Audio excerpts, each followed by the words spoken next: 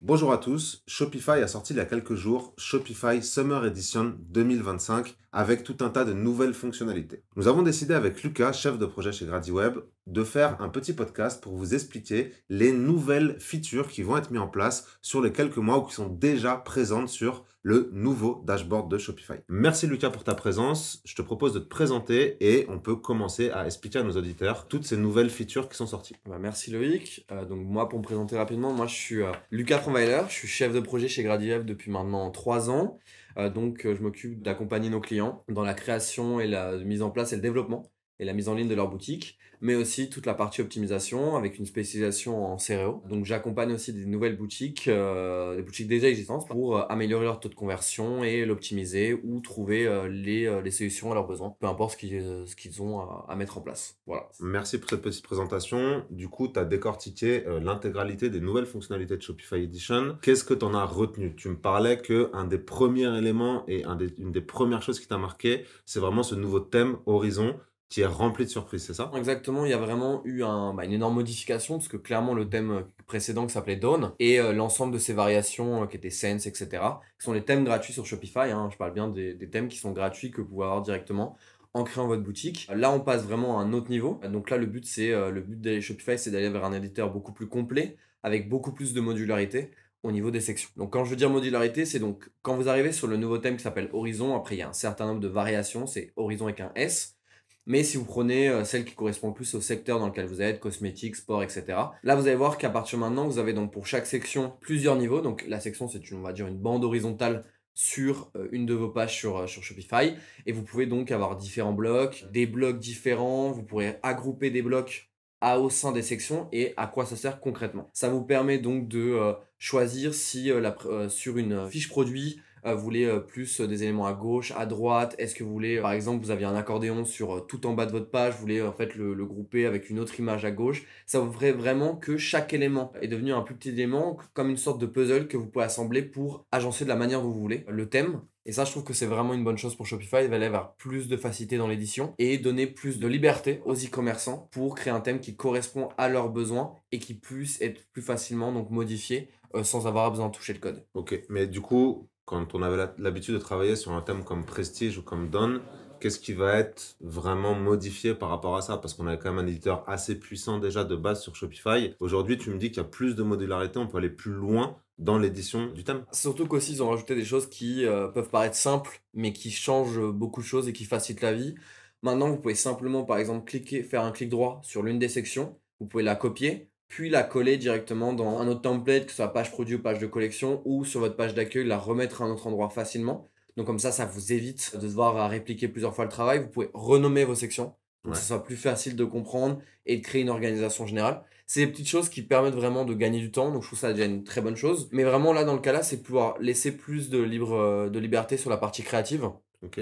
de plus être limité par le design.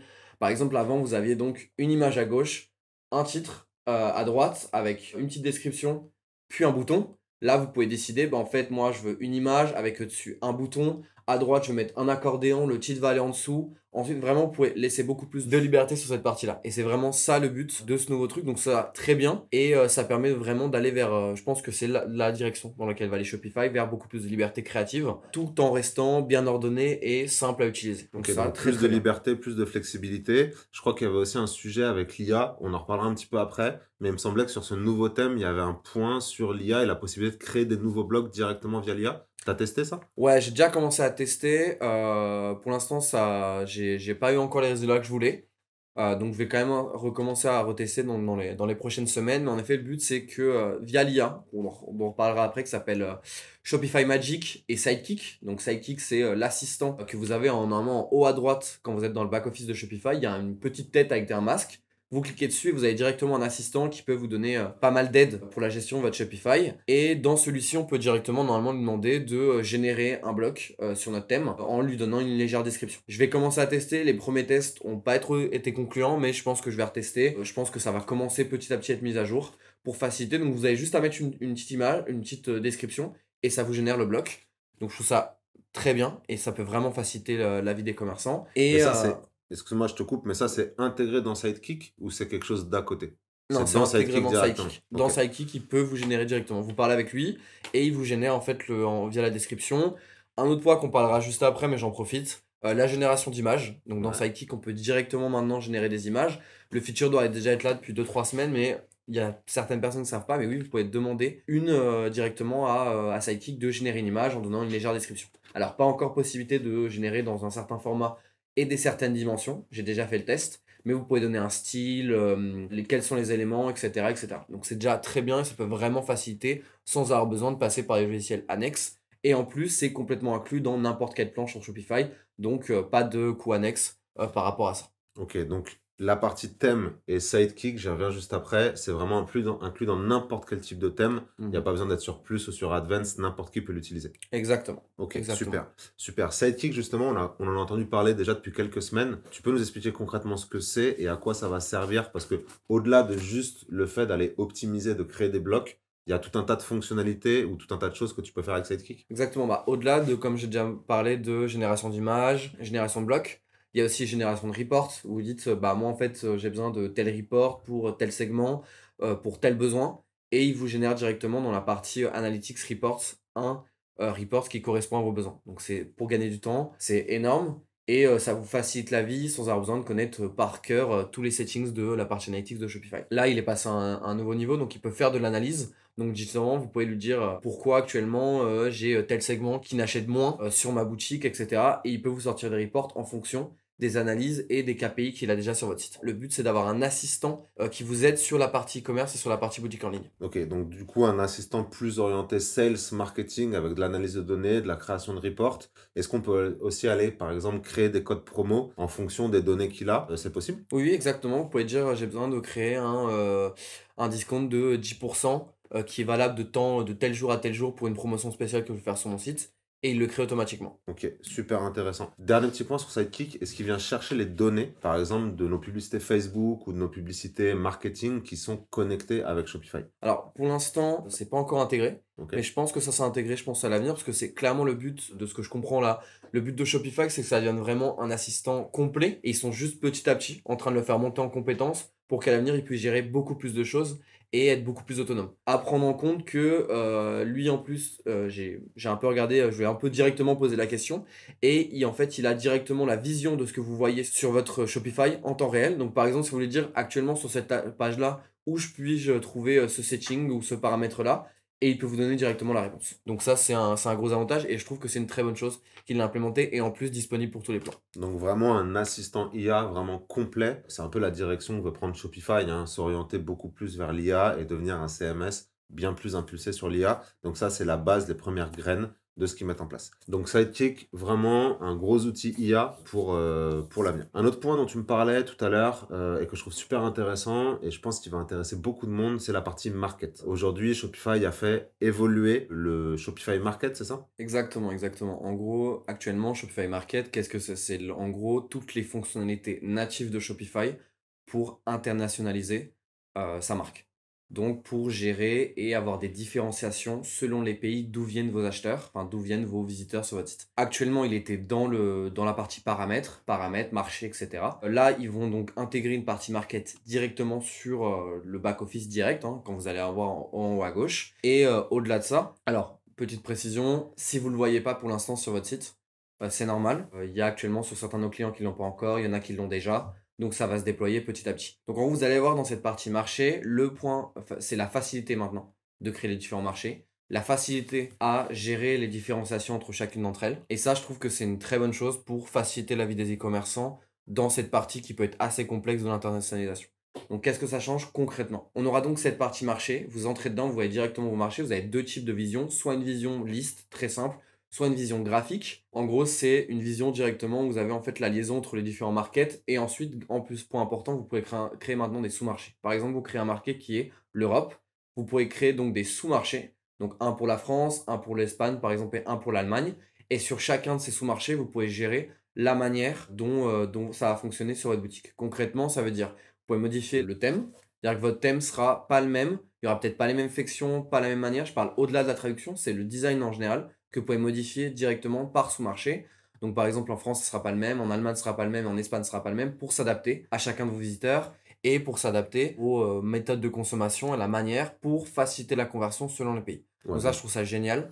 Et surtout, c'est la manière beaucoup plus simple de gérer tout ce qui est taxes, surtout si vous partez dans d'autres marchés, au-delà de l'Europe, gérer les taxes, gérer les frais de douane, etc. Donc une gestion beaucoup plus fine des marchés. Autrefois, on pouvait définir des marchés un petit peu globaux. Alors, c'est vrai et pas vrai, parce qu'on pouvait déjà aller dans le détail, mais là, on va pouvoir définir un marché Europe, des sous-marchés à l'intérieur, et pour chaque sous-marché, une gestion fine des produits, du front, du contenu, des taxes, du shipping, un petit peu tout, c'est ça? Exactement, OK. exactement. OK. Bah, c'est super.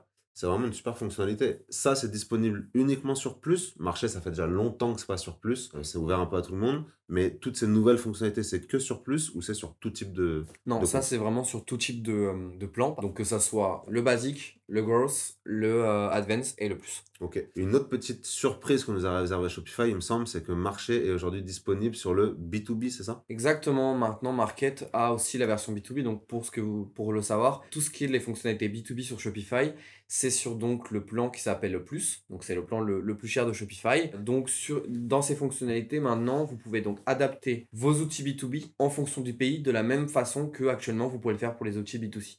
Donc ça facilite pareil la différenciation entre B2B et B2C et en plus de ça, la différenciation sur les outils B2B entre chaque pays. Ce qui est une très bonne chose parce que la manière qu'on a de travailler avec d'autres entreprises peut vraiment, vraiment dépendre du pays dans lequel on se trouve. OK.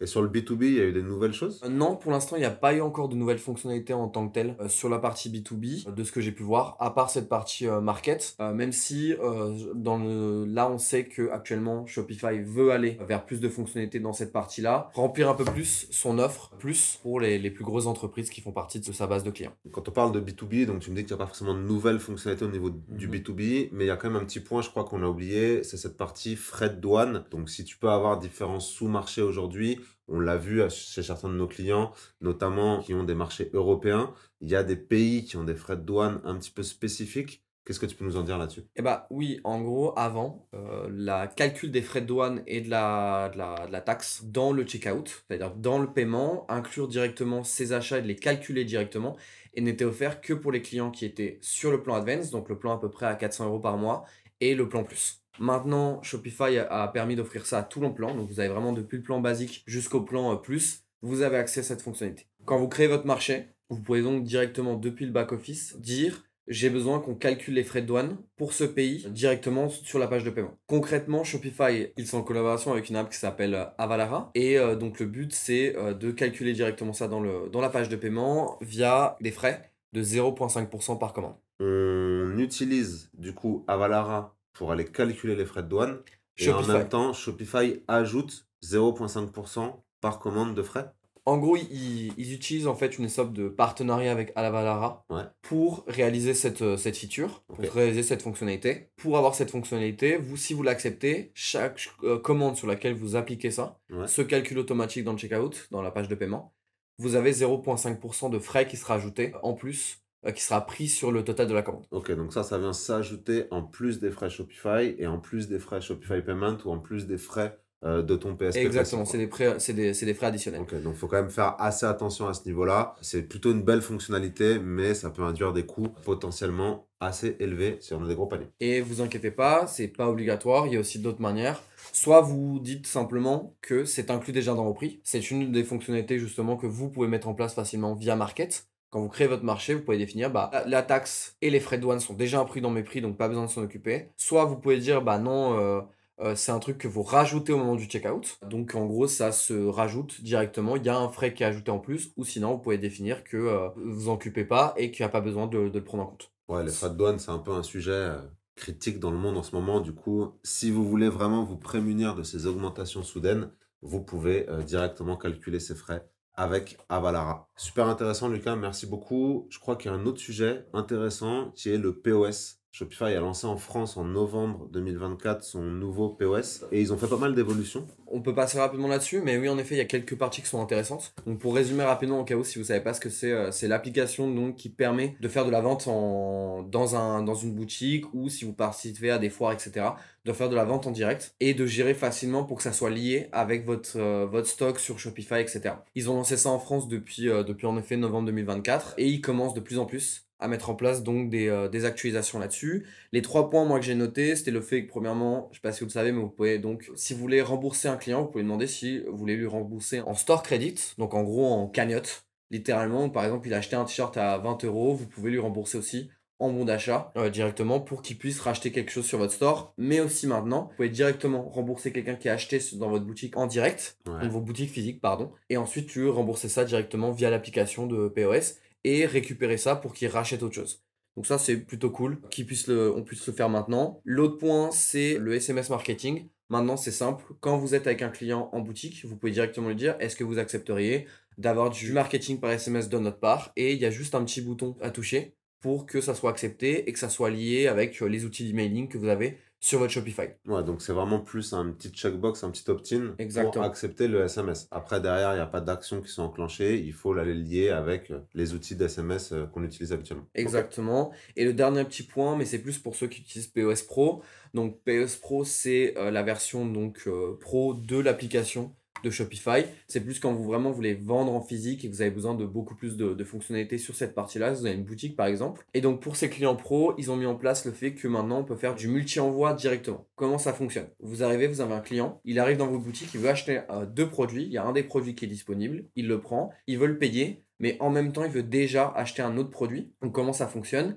Il peut directement, donc maintenant, via cette nouvelle fonctionnalité sur POS Pro, payer donc, ces 2 produits et nous, on arrive directement depuis l'application à créer le produit. Donc, le produit, on arrive à sortir du stock le produit qui était déjà en magasin, mais aussi de faire directement créer une commande qui sera ensuite gérée par votre logistique pour lui envoyer à son domicile ou directement dans le même magasin. Donc, si je comprends bien, si on veut acheter 2 produits, un qui est dans le magasin et un qui est chez un autre magasin, si on a plusieurs boutiques par exemple, on peut directement facturer les 2 produits au client. Le client repart avec le produit qui est en stock et l'autre produit sera expédié depuis une autre boutique chez lui. C'est bien ça? Exactement, ou depuis votre entrepôt. Ok, mais ça c'est une super fonctionnalité.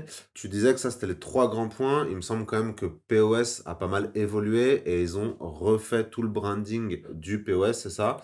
Est-ce qu'ils ont sorti aussi des nouvelles fonctionnalités via API? En effet, maintenant, on peut plus facilement atteindre donc, l'API de POS pour gérer, par exemple, nous, ce qu'on peut faire avec certains de nos clients, de créer des fonctionnalités particulières sur POS via cette API en fonction des besoins. Ça peut vraiment être assez large, ça dépend vraiment des besoins que peut avoir chaque personne. Mais oui, ça c'est une très bonne chose qu'on ait pu faire ça nous permet d'offrir plus d'options de personnalisation. Au-delà de ça, sur tout ce qui est par contre sur l'app en elle-même, ils ont intégré le fait de pouvoir intégrer un branding directement sur l'app que vous allez avoir. C'est plus un côté cosmétique, mais c'est plutôt cool. Bon, c'est super important. Je veux dire, au final, la cosmétique, l'UX, ça transforme, ça impacte énormément la manière dont les gens vont utiliser l'outil. Exactement, dont la manière dont vous employez pouvez utiliser l'outil dans les boutiques. En effet, c'est pas mal. Et ils ont un peu optimisé tout l'UI et l'UX de Ouais. l'application pour que ça soit plus facile à utiliser, que ça soit plus clair, etc. Donc très bien pour les gens qui l'utilisent au quotidien dans leur boutique. Ok, donc 3 belles fonctionnalités et un post beaucoup plus robuste qu'on va pouvoir aller personnaliser et adapter à chacun des commerçants en fonction de chacune de leurs cas d'usage spécifiques. Exactement. Super intéressant. Il y avait 2 derniers sujets, je crois, que tu avais relevé. Le checkout, c'est ça? Des nouvelles points sur le checkout. C'est toujours un sujet assez sensible, le checkout chez Shopify. En effet, donc on reste donc pas possibilité de faire de customisation bien sûr tant qu'on n'a pas Shopify Plus, ça reste la norme. Malgré ça, on a quand même le fait que donc déjà Apple Pay va passer en natif. Alors qu'est-ce que ça veut dire que ça va passer en natif? Au lieu d'être en fait un checkout express en haut de votre page paiement ou un peu caché quand vous êtes sur mobile, maintenant ça va directement être intégré comme paiement dans la Un partie paiement en paiement bas. Ok. après avoir entré son adresse. Qu'est-ce que ça permet? Ça permet que les optimisations, les personnalisations que vous avez fait, en ayant Shopify Plus bien sûr, soient continuent à fonctionner même si la personne veut payer par Apple Pay. Parce que si vous passiez par un checkout accéléré, c'est en dehors du checkout de On Shopify. sortait complètement du checkout. Ouais. Exactement, exactement. Donc ça c'est une très bonne chose. Et le deuxième point, qui est un point... Attends, je te coupe, je Ah, suis pardon. désolé, je veux juste revenir sur cette partie Apple Pay. Est-ce que Apple Pay maintenant va être disponible sur de l'abonnement et notamment Recharge ou Shopify Subscription? Exactement, exactement. Maintenant, il est possible donc de lier son paiement via Apple Pay avec du paiement d'abonnement. Il y avait certains pays qui ne l'avaient pas encore. Maintenant, tous les pays qui ont Shopify Payments, donc la solution, le passerelle de paiement de Shopify, maintenant, tous les pays qui l'ont peuvent intégrer maintenant aussi les e-commerçants du paiement de souscription via Apple Pay. Ok, et il me semble avoir lu, mais je ne suis pas vraiment sûr, que justement Shopify Payment est accessible sur beaucoup plus de pays. Ils ont ouvert une quinzaine de pays additionnels. Exactement, principalement en Europe, mais aussi par exemple le Mexique qui s'est ouvert. Donc voilà. si vous avez aussi des besoins dans d'autres pays. Mais en tout cas, voilà, Shopify Payment est accepté dans beaucoup plus de pays maintenant. On parlait du checkout, tu voulais rajouter deux, trois petits points. Je te laisse peut-être reprendre la parole et continuer. Bah, il y a 2 points. Il y a déjà le fait qu'il y a encore une actualisation qu'on n'a pas encore les infos dessus. Ça sortira le 12 juin. Donc on attend avec impatience de savoir quelle nouvelle actualisation. Peut-être, je dis bien, l'officialisation directe du fait de l'intégration de ChatGPT et Shopify. Donc Ah, mais à alors, attends, voir. est-ce qu'avec Sidekick, ils ont vraiment intérêt d'aller ajouter ChatGPT en plus? En vrai, de toute façon, Sidekick, c'est vraiment intégré dans leur plateforme. Ok. Ça sert vraiment de Sidekick et en vrai leur IA qui s'appelle Shopify Magic, hein, qui sert par exemple à de la création de descriptions, de choses comme ça pour vos produits. Là, c'est vraiment quelque chose d'interne. Le but pour eux de s'associer, je pense, avec ChatGPT, c'est de faciliter donc le fait d'avoir un checkout performant comme celui de Shopify Ouais. pour faciliter les paiements pour les gens qui sont déjà sur ChatGPT. Vous cherchez un produit, vous le trouvez, ça vous intéresse, vous le prenez, vous le payez facilement via le checkout de Shopify intégré dans ChatGPT. Donc peut-être que c'est ça. Sinon, à voir ce que ça va être. Bah, c'est vrai que c'est un vrai sujet. Je disais Sidekick, mais effectivement, aujourd'hui, le SEO est aussi en train de migrer complètement vers, il me semble, ce qu'on appelle le GSO. Je ne sais plus exactement le terme.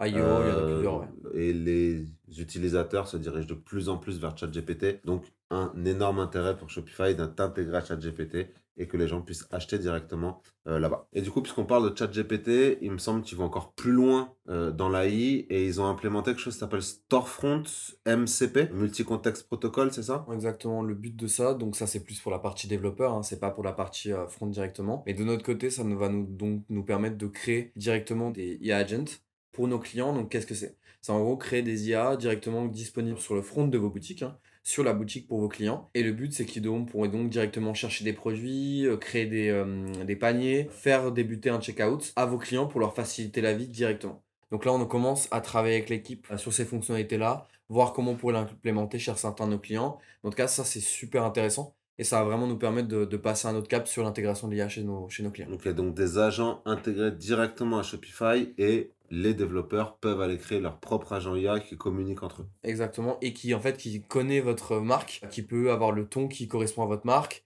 et qui peut directement répondre à vos clients pour faciliter l'ensemble des points de friction lors d'un parcours client sur une boutique. De l'IA de plus en plus poussée sur Shopify. Il y avait un petit point, un dernier point à ce niveau-là. Ouais, c'est Exactement, ça, c'est quoi? exactement. Bah, c'est une app gratuite mise en place par Shopify il y a très peu de temps. Quel est le but? C'est qu'en fait, vous créez des FAQ, donc littéralement des questions et des réponses pour les IA. Donc pour elles puissent directement dans leur moteur répondre, par exemple, si sur ChatGPT, vous voulez répondre, bah, en fait, à quoi sert ce produit? Est-ce que cette marque a des boutiques physiques? Mais attends, du Etc. coup, ça, c'est pareil que le Storefront MCP ou c'est différent? Non, non, c'est différent. Là, dans le cas là, c'est simplement pour les IA qui existent déjà. Ok, En gros, de leur faciliter la vie pour trouver, ces données. En fait, vous donnez directement à ces IA la possibilité d'avoir accès donc à toutes ces questions-réponses que vous considérez qui sont importantes. Donc vous avez juste à installer l'app qui s'appelle Knowledge App. Vous l'installez et dedans, en fait, c'est très simple. Soit il vous donne déjà une liste de questions courantes que vous pourriez mettre en place et en plus de ça, vous pourrez créer facilement. Donc en fait, c'est juste vous allez en haut à droite, vous mettez créer question, vous mettez le titre de la question, la réponse, qui il considère que c'est entre une et deux phrases. Donc, ok. il faut vraiment essayer d'être le plus concis possible. Et ensuite, ça s'intègre et ça permet plus facilement aux IA de récupérer ces questions. On va commencer à tester ça chez certains de nos clients, à voir comment ça fonctionne, etc. Mais je trouve ça super intéressant et ça facilite beaucoup de choses, surtout, comme tu l'as dit tout à l'heure, le fait qu'il y ait la recherche par Google, pour l'instant, est toujours aussi bonne. Mais il y a de plus en plus de gens qui se mettent sur de la recherche via ChatGPT ou via d'autres IA pour trouver des produits ou pour trouver des marques. Et en effet, le dernier petit point, à part ça, c'était le fait que le checkout est plus rapide. On est apparemment autour de 2 secondes plus rapide pour se charger, etc.